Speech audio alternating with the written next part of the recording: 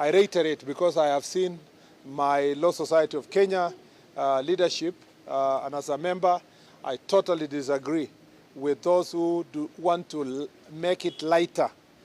They want to make it look cheap when we say that people who are burning courts, burning police stations, burning businesses with petrol bombs, stealing guns, burning houses for police officers, burning vehicles for county government and for individuals, burning supermarkets, looting people's businesses.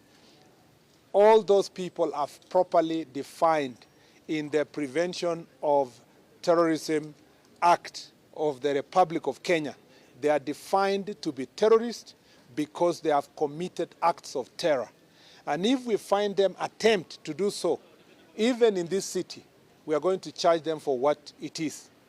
We want to make sure, and I want to tell the Law Society of Kenya not to always be on the side of the criminals.